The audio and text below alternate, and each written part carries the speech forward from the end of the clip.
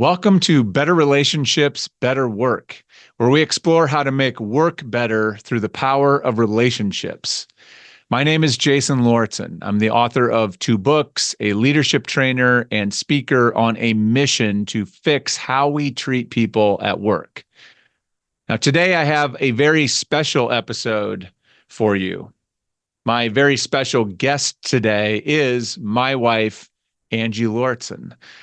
Now, if you followed my work for any length of time, whether that's maybe you've heard me speak or you have participated in some training or a webinar maybe that I've done, or you've read my blog, somewhere along the way, you've probably heard me reference or tell a story about Angie and my relationship with her.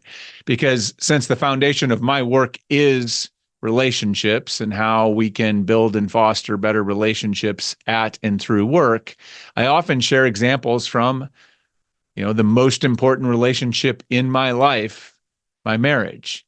So I thought it would be fun to have a conversation with Angie in this format where we talk about what we think makes our relationship work. We end up talking a lot about things like trust and respect. And I think one of the really, interesting parts of the conversation is we talk about what it means to really accept someone as they are, assuming best intentions at all times. And I think this is one of the lessons that is incredibly powerful in any relationship. And we talk a little bit too about how we can pull that, into work and our work relationships and how we treat and show up with people there as well. So a little bit about Angie, other than her being my wife, she is a political strategist and survivor policy advocate. She has served as an elected official and currently sits on several community boards. She's out doing the work to make the world a better place, which is why it has been said on several occasions, rightly, that the most interesting thing about me may be my wife. I think most importantly, the things that you should know about her is that she is a phenomenal mother to our 3 kids, and I can't imagine a better partner in life. We've been on this ride for 20 years and counting. So I hope you enjoy my conversation with my ride or die, my wife, Angie. Well, let's start by calling out that this is sort of weird that we are in the same house, because obviously we do live together, but we are in different areas of the house. So I'm clearly in the studio.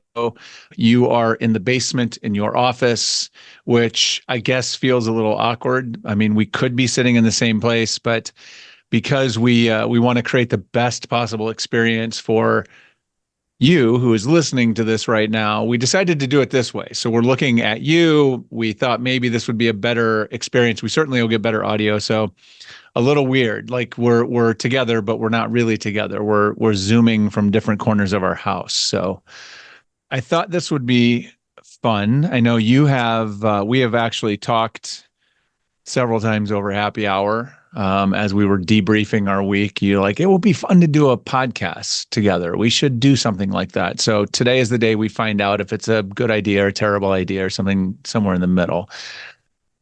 This podcast has, over the last 13, 14 episodes has been about, inviting people to explore their personal relationships for especially good, healthy relationships, for what works and why it works, and then pulling out some lessons. And, that I use us as an example a lot in my training and when I'm speaking. I talk about our relationship. And so it only seemed fair that we would actually have a conversation about our relationship to unpack at least what we think makes it work, how we're coming up on 20 years together. And I suspect, with any luck, we're just getting started. And so hopefully there's something to learn there. But before we do that, I make everybody kind of give us some insight into how, their background, their relational style, some icebreaker questions, if you will. And so I'm going to start there. And I'm really excited about these questions because I have no idea what you're going to say. So I'm going to learn a little bit about you today too. But the first thing that I'm curious about is this question, what quality you most value in a friend. Someone that can listen,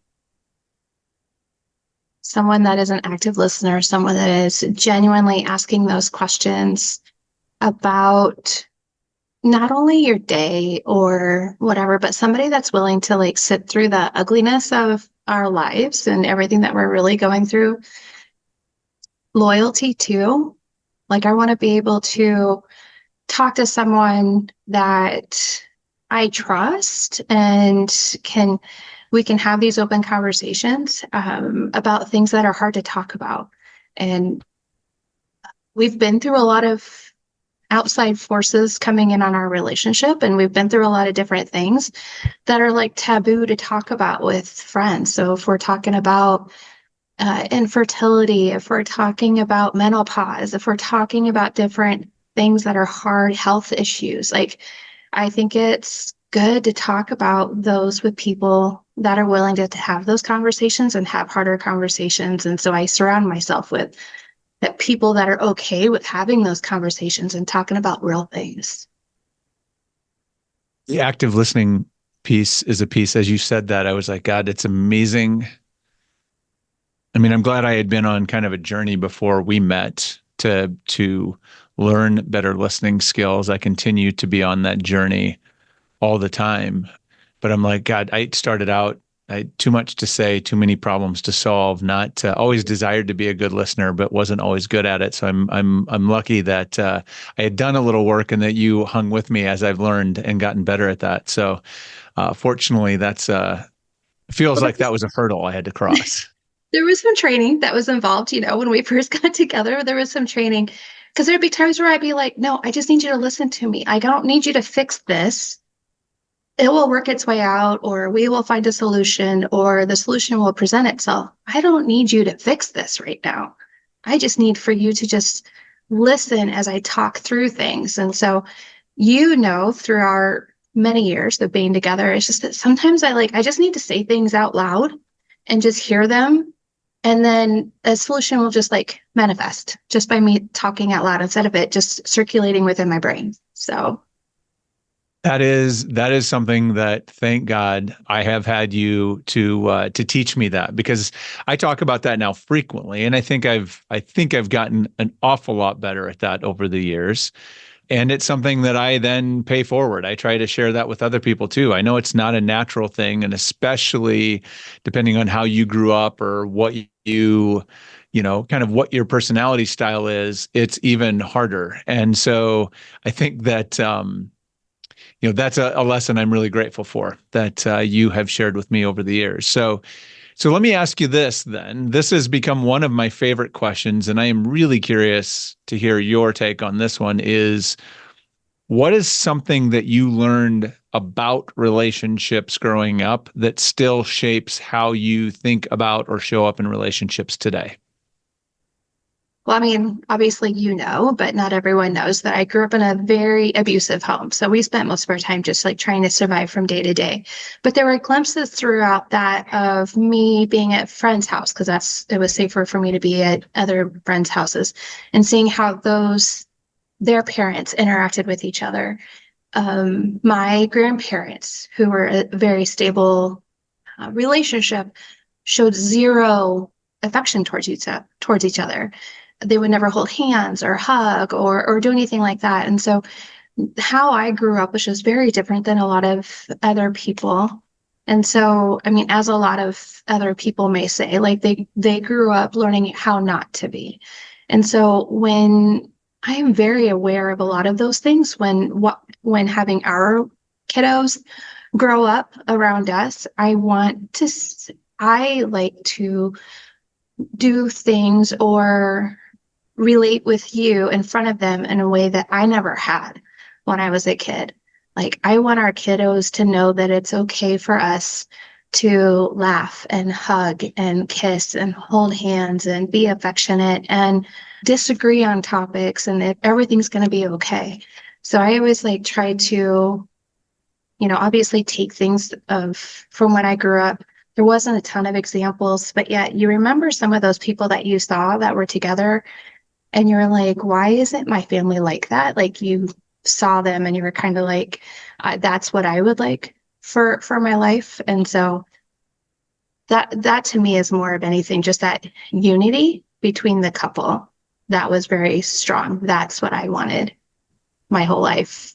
So, yeah. One of the things that I have always admired about you from the very beginning is that you, and the more I mean, as I learned more and more about you, is how much so much of us are a product of our childhood. We're a product of the environments we grew up in. And in so many ways, you interrupted or broke a cycle. You broke a cycle of abuse, or you broke a cycle of kind of how relationships had been or how they had been modeled for you. And you chose a different path, and you were courageous in so many different ways over the years. I've always admired and frankly been a little baffled by how you, because I think a lot of people that know you today would be and probably are shocked to learn about your background because of the transformation or the choices you've made very intentionally. So I think I think it's a great, at least I've always found it to be very inspiring that you can, if you're conscious about it, you can rise beyond your circumstances. You can rise beyond your past and create a very different future for yourself, which certainly you've done in so many different ways. Let's dig in. Normally, I'd say, "Oh, what relationship did you bring to talk about today?" But we already pre-decided we are going to try to mine our own relationship a little bit to share a little bit about what's worked for us or what we think has worked for us. But before we do that, I'm curious because for those that have followed my work for any length of time, they've heard me or have read me writing about some things in our relationship and how our relationship works, whether that be from, feedback or trust or accountability or whatever different things that I have talked about. But I'm curious, I don't usually zoom back out. How do you or how would you describe our relationship to someone who doesn't know us, who doesn't know us personally? If somebody asked you about your relationship with me or our relationship, how would you describe it to them? Respect. I think we have a very genuine, respectful aura about us. We never really second guess ourselves. We always lead with best intentions towards the other. Great deal, and that takes a great deal of trust to have between us. But I think it's just that genuine respect for each other that we've always kind of had that. I mean, we've been through ups and downs, but mostly just early on as we were trying to figure things out. But always just living, knowing that the other person has the best intentions.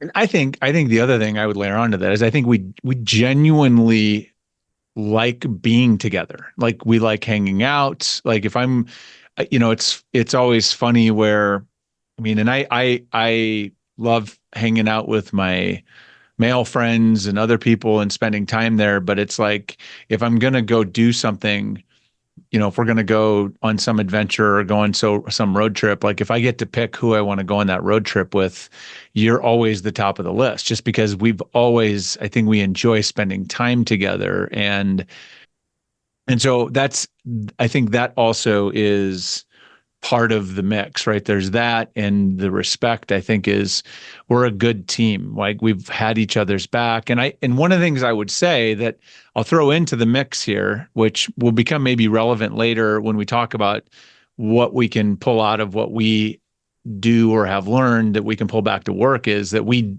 did work together. We still do work together.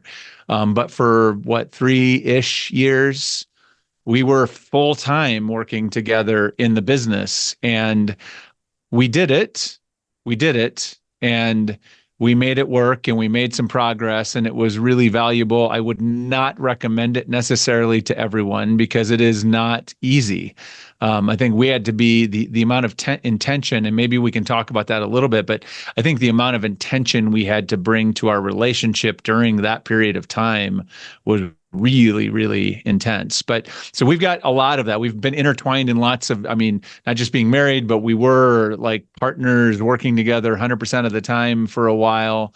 And we've been each other. I think, like I said, we're just a great team. We've always and I think we talk about our relationship as a team as well. And so I think there's all that, there's a lot of stuff there. So what do you think as you think about, I mean, you already kind of answered this question or started to in terms of what makes it work. And you talked about relation or respect and trust and some of those things.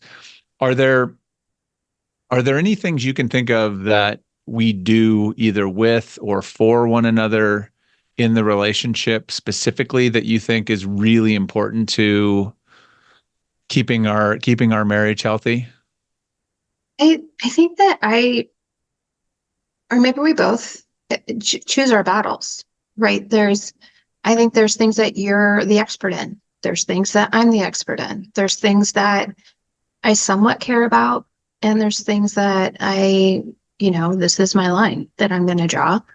And we figure that out together. Like if there's something that comes up that we need to, if there's a conflict that we need to kind of work through, I will make a decision at some point, and you might too, of like, where's my line? Where's my path in order to get to fix this conflict that we may have?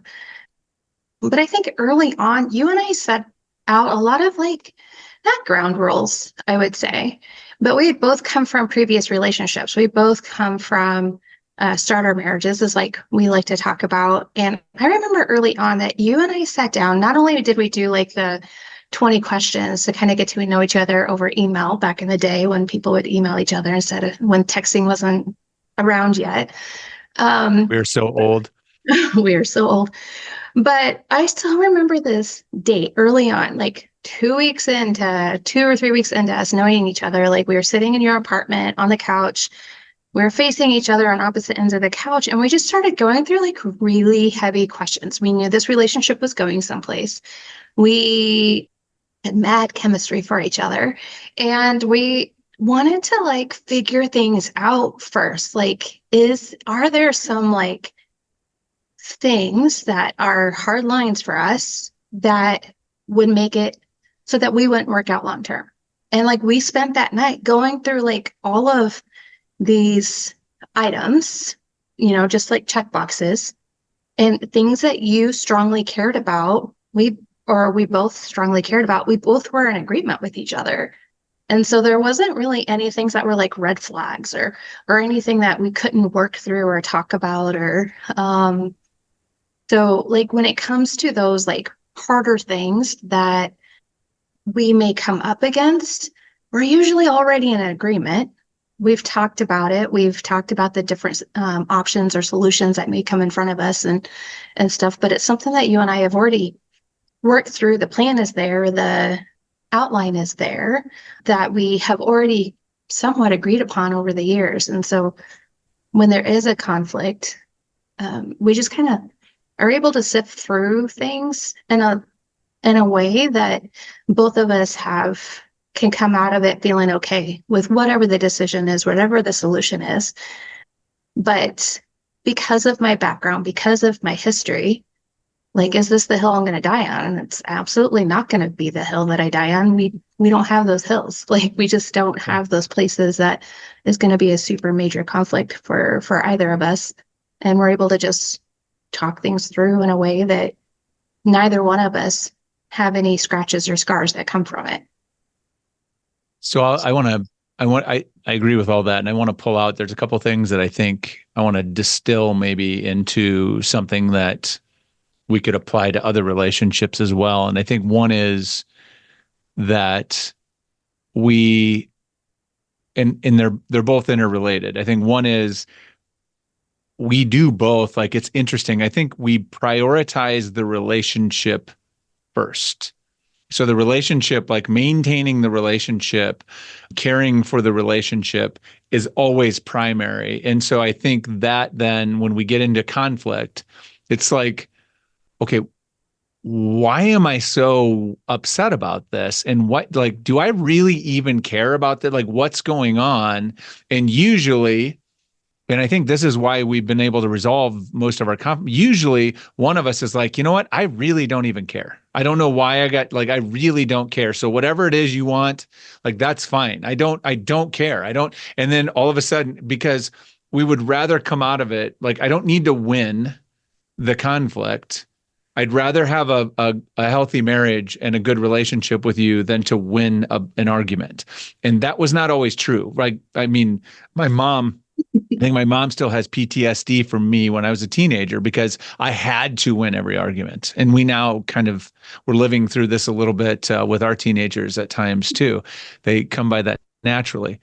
But I've learned it's not worth it, right? It's never worth it, sacrificing. And so I think that's one lesson that comes out of it is that when, regardless of the relationship at work, personal, marriage, whatever it is, when you really prioritize the relationship, then conflict, it's like, okay, the number one, we're going to come out of this with the relationship intact. So what does that mean in terms of how important this is, and if it's and really being aware, if you're talking to someone and this issue is really, really, really important to them, trying to understand why it's so important to them is probably more productive than trying to win the argument. So I think that has been something that we've done well. And then the other thing that I think, and I'll be honest, we were just talking about how my memory is so, like, my memory of events is not great. Life people remind me of life experiences all the time, and it's like, oh yeah, was I there? I was there for that, huh? And so this conversation on the couch, I'll be honest, I don't have like perfect recollection of that, which will not surprise you at all. But I believe you that it's happened because That's on brand. we've had that conversation many times, and I remember the emails. I remember a lot of it. That particular conversation, for whatever reason, is not crystallized in my memory. So bad husband in that regard. But I think the lesson in that, though, is that, like, you've got to be willing to talk about the stuff that matters, right? You've got to be willing to put things on the table, especially if it's a relationship of great consequence. You think we're making a long-term commitment to a marriage, or I think about that in like interviews, like when people are interviewing people for a job, they'll shy away from hard questions in the interview or a question that might lead to a place where you're like, boy, I really, really like this person. And there's kind of like, yeah, but if they don't answer this correctly, or if they're out of alignment on this, then this probably isn't going to work. And I don't want to deal with that reality, right? Because we have a fantasy written in our head about how this is going to be the employee that saves everything or is going to be the one. And the same thing happens in romantic relationships all the time. So I think we've always been really good at putting stuff on the table that needs to be on the table, whether it's comfortable or not, and whether it leads to immediately to a happy place. So I think those are two lessons that come out of that I think are really valuable. I want to talk a little bit about, you mentioned trust earlier, and everybody knows, I mean, trust is important. Trust is a vital ingredient to every relationship, regardless of the kind of relationship. And so I wanted to, I guess, I'm curious to unpack what you think, or as you know, and I gave you a heads up, I was going to ask you about this in particular because trust is too important. But how do you think it is that, I mean, certainly trust is a cornerstone for us. You brought that up at the very beginning. I think that's one of the things that is like, we have a kind of trust that I've never experienced with anyone else in my life. And so how do you think we built that? Like, what have been things that you think have happened, or how things we've done with each other along the way that have built that trust? I don't know. I keep going back to that just respect of each other over time and not wanting to ruin a good thing. Because I think that we knew early on that we had a good thing. And how do you foster that? How do you make sure that it grows? How do we capture what we have? And how do we build upon that? And so it just takes a lot of trust comes through communication. It comes through trials. It comes through different experiments. It comes through different avenues for everybody. But I think that when you start off with a base of respect, that trust can grow. Like we've been put through some just trials, and we've been put through a lot of different things, and how you reacted to those situations, how I reacted to those situations solidified that trust along the way. And we just knew that we would always be there for each other no matter what. Like you said earlier, like we always came back to making sure that our relationship was first. And we've always prioritized our relationship above anything else. And so that was the base. We mutually agreed that our relationship was the priority. And when you do that, you're able to grow off on these other avenues and just let it grow from there. But trust is something that's earned. It's not something that can be truly given. So and it just takes time. And, one thing that I've that makes our relationship different, I think, is, when I hear people say that you have to work so hard at relationships, I'm always a little baffled. Like, what do they mean by that? I don't understand what they mean by that. And are they putting in different efforts than what we did? Because every time I think about our relationship, it comes back like pretty easy. Like maybe the effort that we put in is easy to us and it's harder for other people. I don't know. But I've always found our relationship has been easy. But only because I think that we built off that relationship comes first. And then we've built onto that and trust comes with it. So there's never really been avenues for doubt to creep in. We've never really, I've never felt that. This webcast is sponsored by my longtime friends at Inspiring Workplaces. Now, if you are someone who's working to create an engaging and inspiring workplace for your employees, and of course you are, that's why you're here, then listen up. Inspiring Workplaces is a global community of tens of thousands of HR and employee experience professionals that you can join for free. As a member, you will gain access to thousands of articles and videos and podcasts and events that will help you change the world by changing the world of work.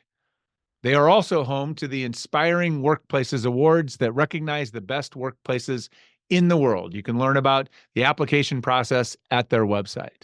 So please go visit inspiring-workplaces.com to learn more and to join the community. That's inspiring-workplaces.com. I was going to say that I think in addition to that, I know you say, trust is earned, and I think that's true. It's earned over time. But I also think that you can, and this is like, I personally, a long time ago, and I don't know why or how, I don't know if this started with my parents and my upbringing. I always say I had more of the leave it to beaver kind of upbringing versus your experience in my childhood. But I always found, my philosophy to be trust until proven untrustworthy. And so I think I lead with trust. And I think one of the things that we did pretty early is there probably was, we had to build some trust. Certainly, we've both been through relationships that didn't end well and all this. But I also think that from very early on, we decided to trust each other. And I think we decided and I think part of the putting relationship first is holding each other in positive regard, no matter what, and always assuming the best. And so one of the things that I have always, I'm still baffled to this day is that anytime I do something, and I think I would maybe, I don't know whether you have the same experience or not, but anytime I do anything that I feel awkward about or unproud of or embarrassed by, and I'm waiting for the judgment from you, it's never there. Like it never comes. And it's just over 20 plus years now.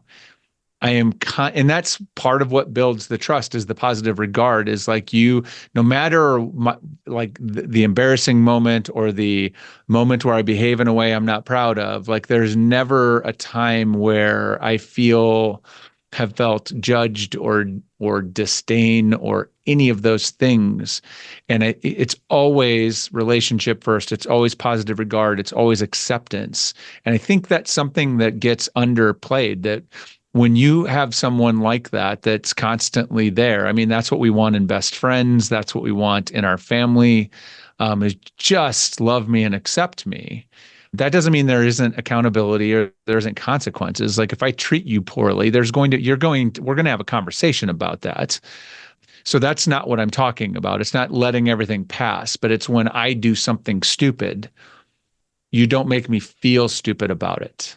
I still know that I'm loved. You're like, listen, just on to the next thing. And so I think that's also a really important part of trust that it's both earned and I think granted, given we can extend trust. And I think you've extended an enormous amount of trust to me, and I think I to you early on. And then we just made sure we didn't screw that up. We built on it and we chose to lean into that. So I think there's some real lessons or insights in that too. I mean, it's normal for us. I mean, we probably sound crazy to people. I don't know. Maybe. Who knows? Who knows? We'll see. We'll let someone listening be the judge of that. So, all right. So we have to bring this home now to let's talk a little application to work. And we've already kind of started doing this, but before we do that, before we pull on the thread from kind of a couple of these things and maybe some other ways that we think this might show up at work or as a leader, I am curious. So for those that don't know, and I mentioned this a little bit in the intro, but you over the last, I don't know, decade-ish have entered the arena of politics. You've been an elected official. You have run for several offices. So you've been in the campaign side of things. You do a lot of policy work and sort of lobbying-ish type of work for bills that you care about. You testify before legislature. You help others prepare to test. So you do a lot of work in the political arena, and the political arena in particular, I think everybody knows, highly charged, very polarized. And yet you're one of the people that are able to navigate and communicate with people kind of across lines, across political ideologies, across opinions. I mean, sure, it has its limits, right? You're not Superman, close, but not quite. What can you tell us about the role that like relationship building or relationship skills has played? Like, what have you learned, or what techniques have you used to build relationships in those situations where you maybe aren't aligned with someone, or you need to build a relationship with someone that maybe is on a different side of an issue than you are? What does that look like? Because I think that's very relevant to any workplace. Anybody that works in corporate America or an organization of any size, I think, can relate to the politics. So I'm curious what lessons you have that you can share. Yeah. So, I mean, super interesting question. And people probably think I'm crazy, but first and foremost, I kind of run into people, and I still kind of believe that people go through the day wanting to do the best intentions. Like they believe, even if we greatly disagree on different items, I think that most people wake up and they want to do the most good. So in my frame of brain, like that's where I kind of try to meet people. There's some hot topic issues that are hard for a lot of people to talk about, but yet we can all agree on it. So I do policy work. I'm a survivor policy advocate for the state of Nebraska, and we advocate for those that are survivors of sexual assault, domestic violence, human trafficking, stalking. And so my specialty is in childhood sexual assault. So as a framework, as something that we're going to start a conversation off with, if I'm lobbying a state senator or congressperson or anything like that, I lead with that. That's something that everyone can kind of agree on. We can come to this like base of we're going Safety to of have, children is what you mean when you yes, say you yeah, lead with that, right? We all want children to be safe. yeah. And so then we can kind of build from that. And then we can kind of touch into different topics or where I want them to really start to lead in from, or the topic that I really want to them, or I really want them to focus on and us to have that conversation about when I'm introducing myself to someone.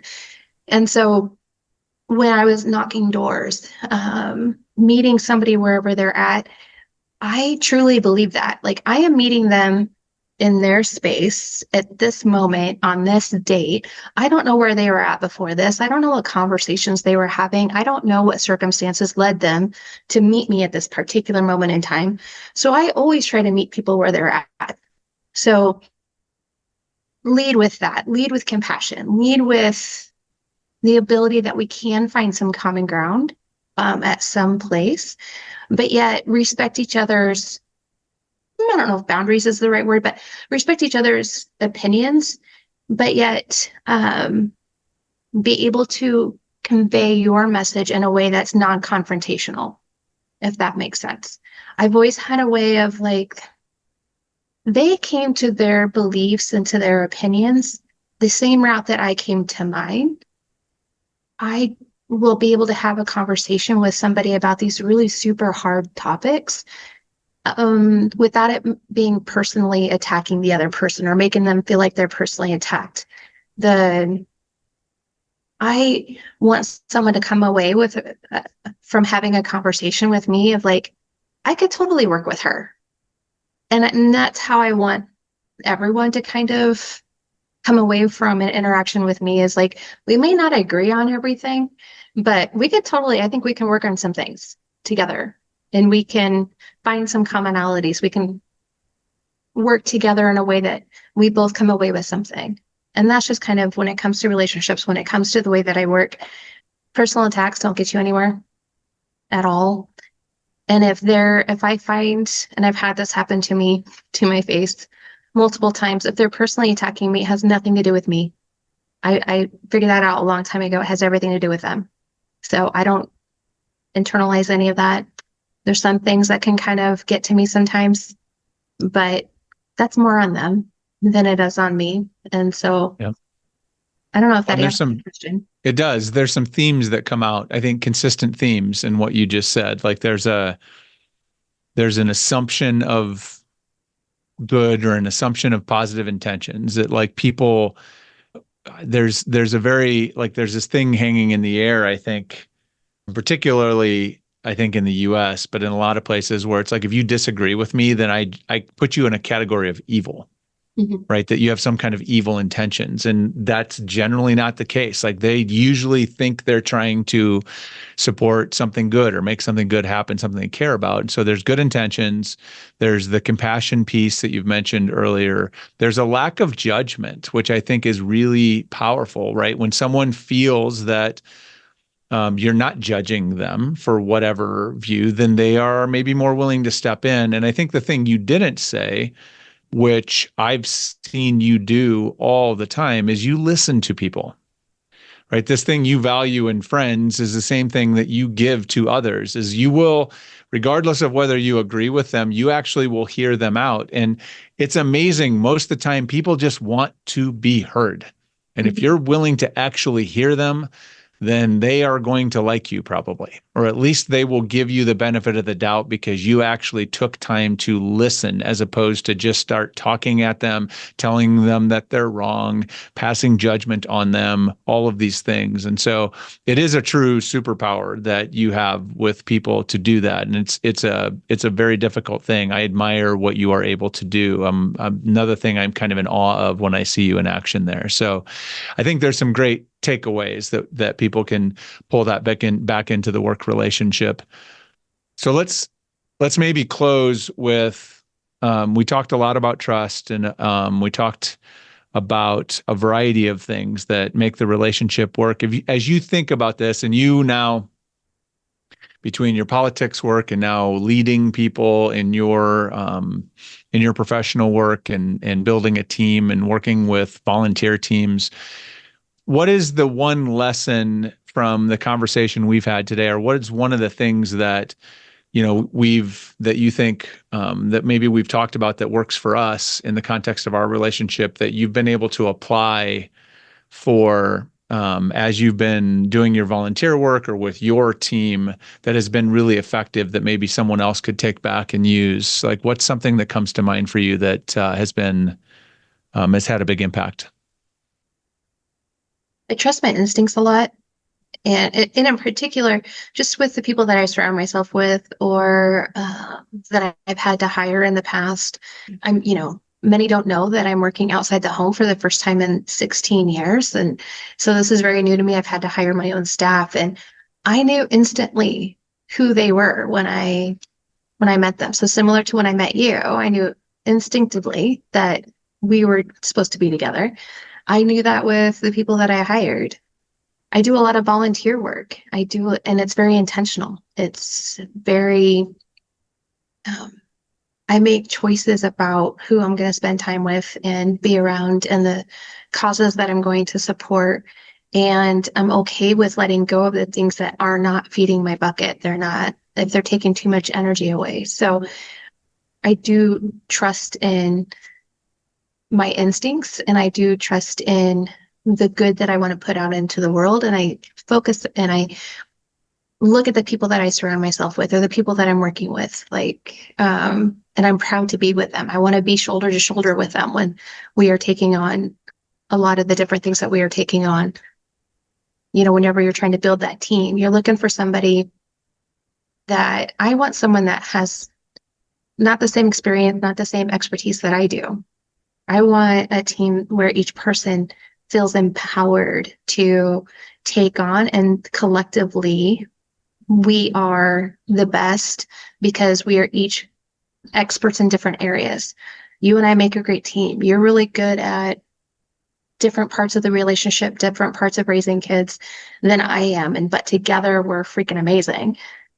The team at work, the team on volunteering, we all bring different attributes to the table, and we all need to do the best, and we will succeed. We'll hit all our benchmarks. We will hit all of our goals when we all work together. So the one thing that we haven't really talked about today is just communication. I think while active listening is super important, it's also important for the other person to be able to communicate what they are needing, what they are seeing, what their gut reactions are to different things. While I'm actively listening, I need someone to be able to give me that feedback. I learn from other people so much more, but I need for that good communication, and that comes with that respect and that trust and sharing of information. So we're not all living in silos. We all have a shared space. And so when we all collectively work together, I think that we'll all benefit. I think that feels like a good place to end. So this was fun. Thank you for making time. I don't know. We'll see what people think, whether we should be podcasting together or not. But I'm really grateful to be on this ride with you, and I love you. And thank you for doing this. Yeah, thanks for having me on. Love you. Hope you enjoyed today's episode. More importantly, I hope you learned something from the episode that can help you right away. Now, if you'd like to reflect on what you can learn from your own healthy, positive relationships to make work better, I've included a link in the description below where you can access and download what I call the relationship reflection exercise. This includes the same questions that I ask each of my guests to reflect on prior to our conversation on the webcast. Also, if you found today's episode valuable, I'd ask 3 quick favors of you. Number 1, please like the episode. By liking the video and adding a comment if something spoke to you or stood out to you as really significant, you give me some great and valuable feedback, but you also help others find the video. I'd also ask you to subscribe to the channel.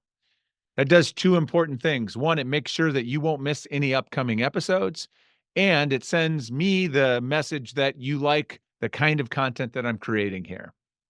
And finally, please share this video with someone who you think might benefit. What better gift can you give someone than the gift of better relationships and a better work experience? I'm really grateful that you were here today, and I look forward to seeing you next time.